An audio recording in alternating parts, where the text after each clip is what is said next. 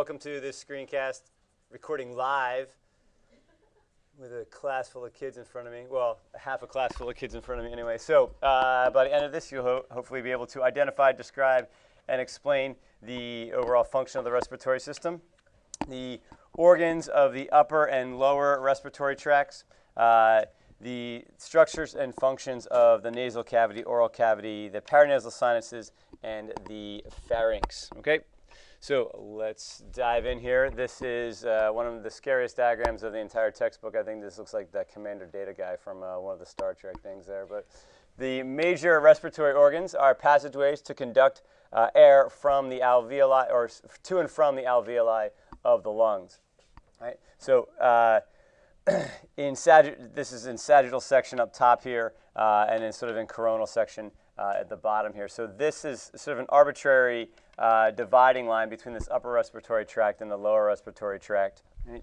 So this upper respiratory tract is going to include the oral cavity, the nasal cavity, and the pharynx.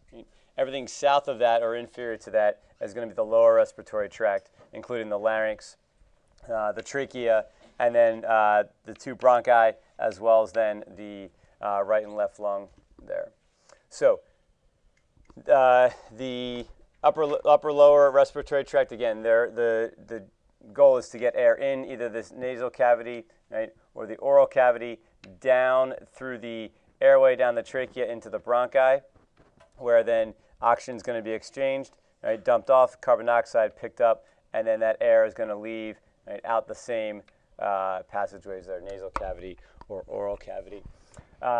This lower respiratory tract is enclosed and protected by the ribs. So this is rib number 1, number 2, right? And laterally and posteriorly, and then inferiorly, the lower respiratory tract is separated from the abdominal cavity by the diaphragm. Right? Now, not shown in this image here would be the heart, right, sitting right there, and we'll look at that in a future screencast. So let's take a look at that upper respiratory tract here, and some of its structures and the functions there. There's a lot. This is probably one of the more heavily labeled diagrams actually in the entire textbook. But we're going to focus here on this upper respiratory tract, right, and what it does. It's going to warm, right, moisten, filter, monitor, and conduct air. So there's a lot going on here when you take a breath in and out. Right? So let's start here at the nose here. So this nasal cavity, of course, the opening here. This is where you stick your finger up here, right? But mostly where air is going to be coming in, right? And this is all lined with an epithelium. Right? But then posteriorly, there are these folds in the not only in the membrane but also in the bone, and those folds are referred to as the conchae. Right? So there's a superior concha, a middle concha, and an inferior concha. When you're in class, grab a skull and look into the nasal cavity area, and you'll be able to see these folds of bone there. Basically, these superior, inferior, and middle conchae are going to create turbulence when the air comes in. So when you take a breath in through your nose, that air is hitting these conchae, and it's going to kind of swirl that air. And as it swirls the air around, that actually warms it a little bit.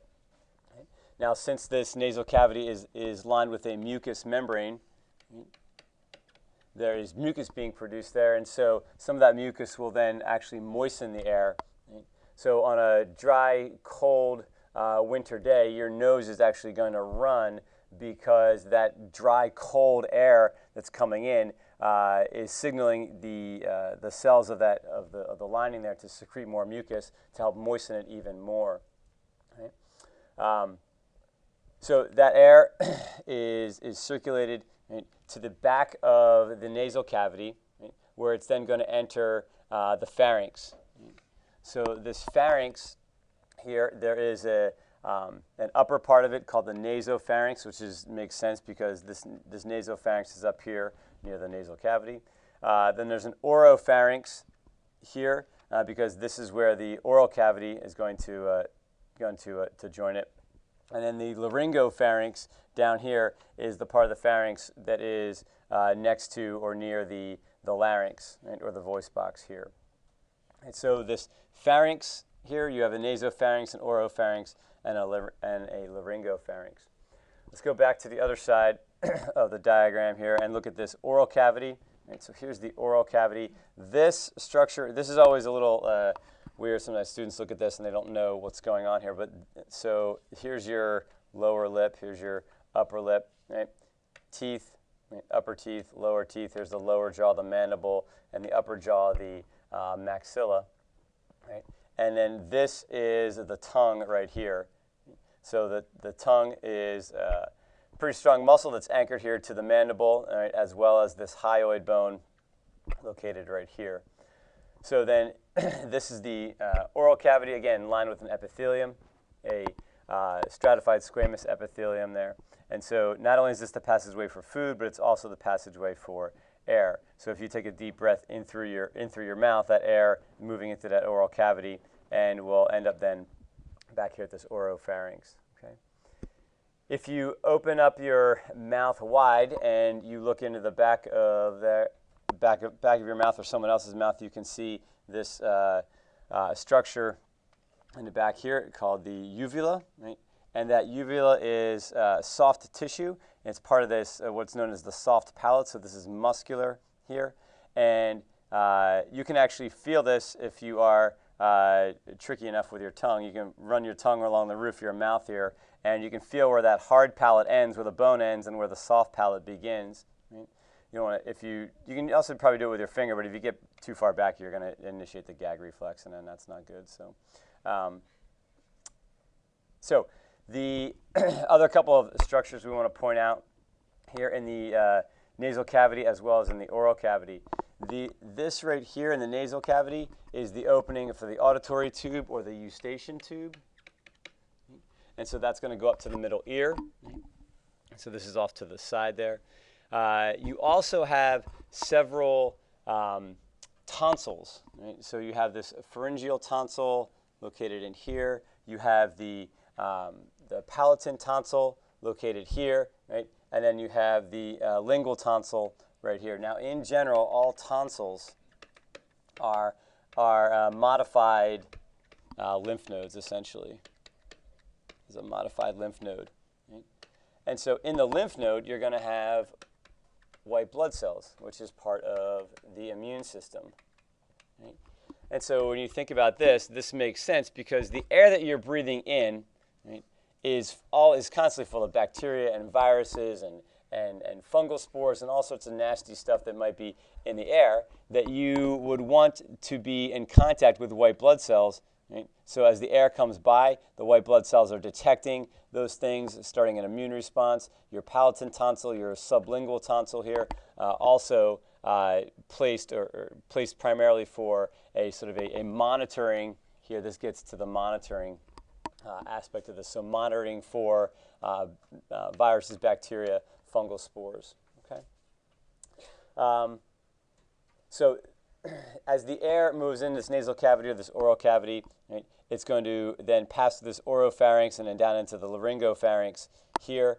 And now it has a decision to make. Is that air going to go down the esophagus, or is that air going to go down through the larynx? And if you are conducting air here, right, the job of the respiratory system is to conduct air. You want that to go down through the larynx and not down into the esophagus here. Right? So that means that this structure right here, which is the epiglottis, right? This epiglottis is a piece of cartilage that is open when you're breathing, but as you swallow, that epiglottis will be pushed down by the tongue and the food that's coming down here over the airway here, so that the food bolus goes down the esophagus. Also, when you are breathing, you have this uvula right here will when you're swallowing, that uvula will also then be pushed this way, so you don't have any food coming back up into this nasal cavity or whatever, so the food goes down that esophagus. But if you are sort of laughing and eating and talking at the same time and you're swallowing, right, and you may have some food going down the esophagus, some food going down this larynx, and if you're laughing, that means air is coming this way and you get some of that food coming back up this way, like a piece of corn or some milk or something, and it shoots right out your nose, and that is a fun party trick, although it might be a little irritating there to that nasal cavity, okay, and that epithelium in there. So that is the upper respiratory tract there. So hopefully you can describe and explain the function in general of the respiratory system, identify and describe the organs of the primarily upper respiratory system we focused on here, and then specifically the structures and functions of the nasal cavity, the oral cavity. Paranasal sinuses I did not address. We'll do that later. And then a little bit about the pharynx and the three pharynxes. Pharynxi? I don't know what the plural is. The nasal, oro, and laryngo pharynx. Thanks for listening.